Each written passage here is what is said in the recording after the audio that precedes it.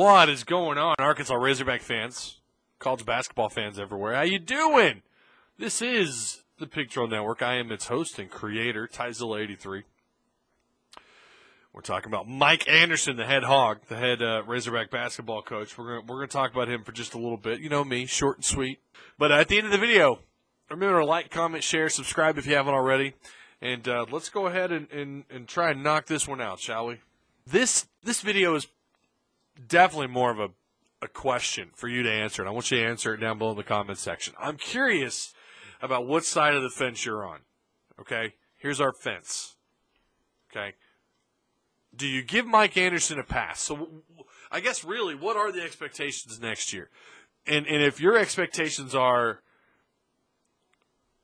they're losing a whole lot of players, let's be real, Gafford's probably not coming back. I mean, who's going to turn down that kind of paper? I know there's some people who believe that he comes back because Portis came back, because last year Gafford Macon came back. But this guy's already projected to make some big-time money. It's going to be hard for him to turn that down. So let's just pretend like for a second he's already declared, okay, for the NBA draft. So you have to give him a pass because he's losing all these players, and he's coming in with these new faces and freshmen. And, you know, the bench wasn't really that good this year, so there's not a whole lot of hope there as far as guys returning. So you have to give him a one-year pass. But, boy, the potential that he could build on top of that class for next year and the next 2 years is, gee golly, it's something we've never seen at Arkansas before. It's going to be like something we've never seen before under Mike Anderson, under his previous 8 years at that point. I know that's a little confusing. But, so if you're of that mindset, if you think that you got to give him a pass because the year after they're going to be special, is that what you think? Let me know down below. Or is it next year if they don't make the tournament, they're done? And if they make the tournament, he's got to do better than one and done, or else he's done. Or just maybe something along those lines. He's just got to make the dadgum tournament, and boy, it would be nice if he could find a way to get past the first round. The expectations next year are going to be pretty low because you're losing, like we said, Gafford and Macon. You're probably going to lose Daniel Gafford. You're losing a whole lot of seniors. This was one of the top – this team had the top, 3 most seniors on their roster in all of college basketball. I heard an announcer say that earlier this year. I think that's true. And if it is, you're losing all that. And 2 of those guys were your leaders and combined for 41% shooting at three-point range, and now they're gone. And your freshman, all-star freshman isn't returning for a sophomore season. And you're going to have to rely on new faces and freshmen to kind of make up for that. When has Mike Anderson ever shown that he could do that? That would be my question. When has he ever shown that with a whole – last year would be a good argument, but you still had some guys with experience around those 2, around Gafford, Macon. Next year it's going to be I don't know. It's probably going to be half the starting lineup is going to be new guys because I don't know that you have a whole lot of faith in who's coming back. Some people showed some promise, I'll give you that, but I just think that right now the expectations are going to be pretty low for next year. So, again, are you on the side of things, you got to give them a pass next year, so basically you're saying you got to give them a couple more years, or are you on the other side of that fence where you want Anderson, maybe you want him gone now. Want him gone now. Get him out.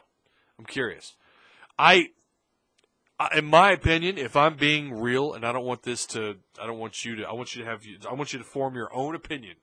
My belief is I don't think you're going to get anything better than what you've already seen. It's been 7 years. He's got a great record, and he's proved that he can change the expectations. We're seeing something that we haven't seen in a long time. 3 out of 4 years, they've made the NCAA tournament. You have to give Mike that. He's changed that culture, the expectations around just a little bit. But still, the ceiling seems to be really just getting to the tournament. And, yeah, getting past the first round 2 out of 3 times. But he has 2 tournament wins. 2. Since 2011.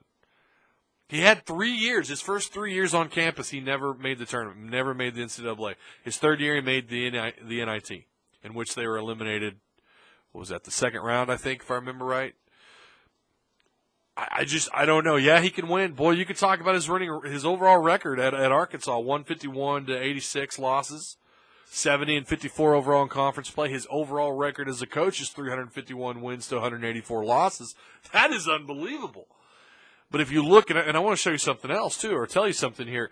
At UAB, he started out, remember he made the NIT, he made the quarterfinals, Okay, I'm going to pull it up here. And then 2003, 2004, he made the Sweet 16, and then he just regressed after that. After that, it was eliminated in the second round, and then his last year at UAB, they were eliminated in the first round.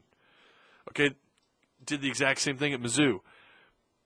His third year, it took him his third year to get them to the NCAA tournament. They went to his 2008-2009 season. Again, that's year 3 for Mike at Mizzou. They go 31-7, which is great. I mean, especially then, that was unbelievable. 31-7, 12-4 record, finishing third in the conference. They made the Elite Eight. Next year, they don't get past the second round, and then his final year, which was his 5th year at Mizzou before he came to Arkansas, they don't get past the first round. So, and again, he made the Elite Eight, and he's made the Sweet 16 at 2 other jobs. He's done that. That's great. That's unbelievable. But it seems like he kind of has a ceiling, and then once he gets there, he kind of doesn't do any better. Now, he's been at Arkansas longer than he's been anywhere else. Who knows what happens next? I'll give you that. I kind of feel like he's done everything he can do here. I'm not saying they need to go fire him right now, but I think next year if he doesn't make the NCAA tournament, he's got to go. That's my opinion. That's JMO, baby. Okay, maybe you disagree, and I want to know down below. Maybe you agree. I want to know, too. Comment down below in the comment section. So, yeah, you guys, you know what to do. Like, comment, share, subscribe. Until next video, we'll see you around.